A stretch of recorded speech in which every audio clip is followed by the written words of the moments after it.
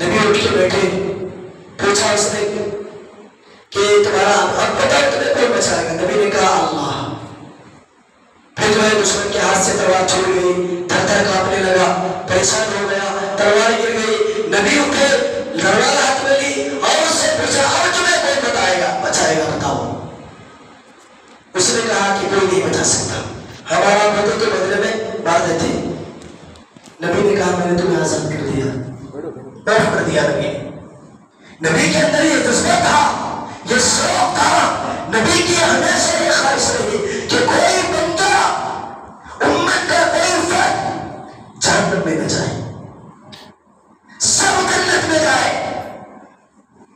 میں نے شاید اس سے پہلے بھی کبھی واقعہ سنایا، حضرت عبداللہ بن ابی بن سلول کا واقعہ۔ منافق تھا، بڑا منافق، کٹر منافق، ہر جگہ پہ نبی کے ساتھ دشمنی کیا۔ مر گیا، مرنے کے بعد نبی نے اپنا امامہ اتار کر کے دے دیا کفن کے لیے۔ اندازہ کیجیے، منافق ہے، اسلام کا دشمن ہے، نبی کا دشمن ہے، نبی نے اپنا امامہ اتار کر کے دے دیا کفن میں دینے کے لیے۔ غسل دیا گیا، غسل دینے کے بعد جنازے کی نماز پڑھانے کی باری آئی۔ ان کے بیٹے جو تھے وہ مسلمان تھے، انہوں نے آ کر کے کہا کہ اللہ کے نبی صلی اللہ علیہ وسلم میرے ابو کا جنازہ ہے، آپ پڑھ لیجیے جنازہ۔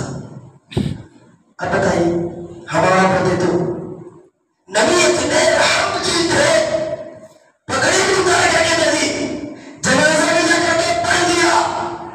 حضرت عمر پیچھے کھڑے تھے، بات کر کے آئے، کہا اللہ کے نبی آپ کیا کر رہے ہیں؟ یہ منافق ہے، آپ جانتے ہیں یہ مسلمان نہیں ہے، آپ اس کے جنازے کی نماز کیوں پڑھے؟ نبی نے حضرت عمر کو کان میں چپکے سے کہا کہ میں اس لیے جنازہ پڑھ رہا ہوں، ہو سکتا ہے اللہ کو رحم آ جائے اور اسے معاف کر دے۔ کیا رحم دلی تھے؟ اسی بات کو ثابت کرنے کے لیے قرآن مجید کے 17 پارے کے اندر اللہ نے کہا وَمَا أَرْسَلْنَاكَ إِلَّا رَحْمَةً لِّلْعَالَمِينَ، ہم نے آپ کو دونوں جہاں کے لیے رحمت بنا کر کے بھیجا۔